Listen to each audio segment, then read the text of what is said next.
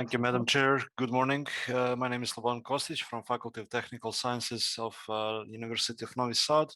And on behalf of my co-authors, which are Professor Milan Bjelica, Nikola Tosic, and Branimir Kovacevic, I would like to present you our solution for the prediction of mobile network QoS on the go. So without further ado, let me just go to the next slide. Yeah, thank you. So as the autonomous car control is taking over our vehicles, it is more than obvious there that our current driving experience will more shift to passenger experience. And this is, of course, mentioned in car concepts of future, where the car interior does not look conventional anymore. So we don't have even steering wheels, we don't have pedals. So the interiors of cars will look like living rooms or offices. That's of course pending due to legislation issues, and we are waiting for a broader usage of level 4 and level 5 autonomous vehicles. So having in mind that people will more use cars as passengers, the the way that they will spend their time in cars will change, and we believe that the big focus of car users will be towards the infotainment systems. Particularly, we expect in our paper, we expect it to be um, that the prime focus will be on audio or video streaming, be it live or on demand. So unlike at homes, the cars will travel through rural areas, which may be even tunnels and or forests. Of course, we expect major drops in quality of service. As you can see in the picture on the right here, this is a sample of network coverage of a local mobile network operator. And you can see that there are these green areas which are completely not covered. So this means that while those infotainment systems will rely on mobile network, they will probably face outages traveling through some roads, and this will of course mean that a lot of infotainment features will be unavailable to users. So as we expect that autonomous vehicles will have a pre-planned trajectory, which is based on a user entering the car and having some keyboard to type in their destination, we expect a pre-calculated trajectory towards the destination, and we think that we can match it with the previously collected QoS parameters. In this case, we are talking about bandwidth, but we can expand it to signal strength or latency, depending on the application. So with this, we can expect to use the predicted parameters to suggest or even take control of the features to maintain a smooth user experience and achieve the best possible quality of experience. So our goal is then to accurately predict it for a selected trajectory and to be able to suggest or react if a vehicle is reaching an outage region. This is our planned, this is our proposed solution. As you can see, it is based on a video player. So we have, starting from the bottom left, we have a cloud-based SQM that is for service quality map, which is used to match the trajectory and the quality of service through some data structure called route information. From there on, we can use it for our module for QoS/MOS, which is mean opinion score prediction. We will feed the data from the GPS provider of the device so that we are aware of our current location, and we will feed that data to the module for video playback monitoring, where depending on the status of the video player, we can take control or suggest one of the next actions. So our biggest module here is the module for QoS/MOS prediction. Its main action is to predict quality of service on the go, and to do it periodically, let's say each 5 or 10 seconds or each 100 meters. The way it uses the information is to extract GPS provider, extract the current user's coordinates and current speed. With that, we can make a list of coordinates that are reachable within, let's say, 1 minute. This is a time frame that is required to take action and to make it noticeable. So with using formulas for distance calculation, we extract from route information only a part of the route that is reachable from the present position. For each route coordinate that we have a QoS mapping extract, we would make a score based on the bandwidth in this case. For this usage, we have prepared a 1 to 4 scale depending on the bandwidth, and I will cover that topic later once we get to the video player. So for each point, we would make one score, certain score, and then finally, the output of the module would be a mean average of all those scores, which is fed towards the video playback monitoring module.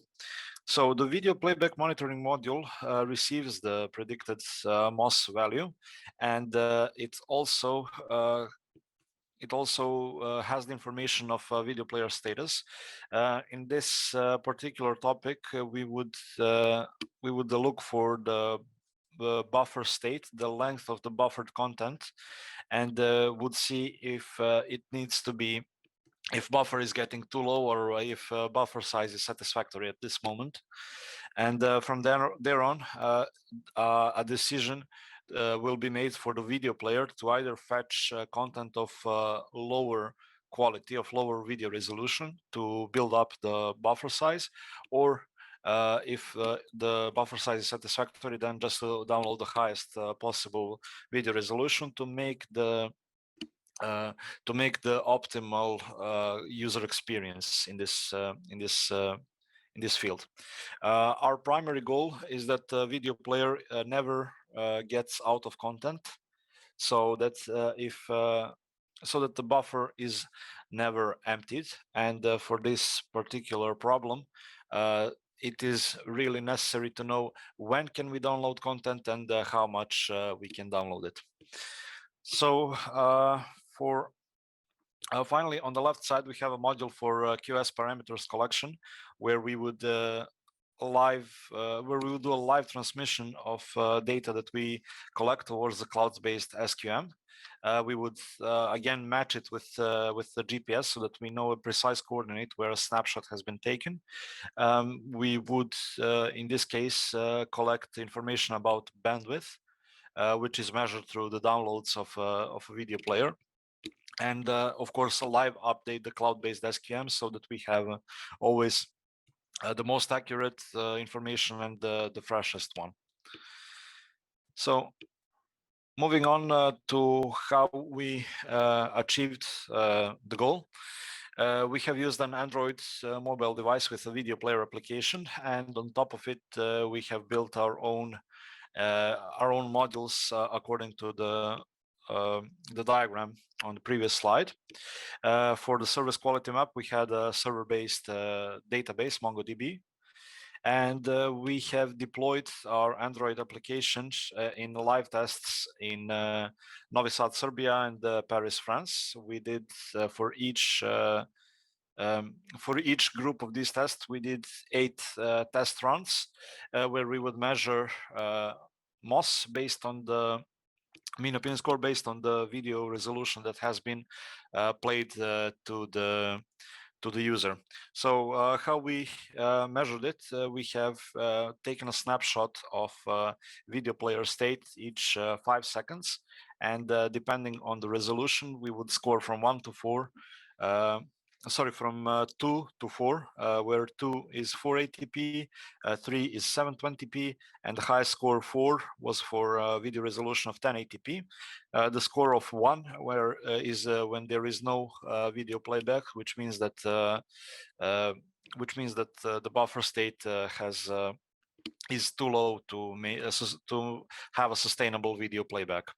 And you can see on these two diagrams, on the blue line is a predicted mean opinion score for the route. We have used same routes for both groups, so all tests were carried out in on a same trajectory.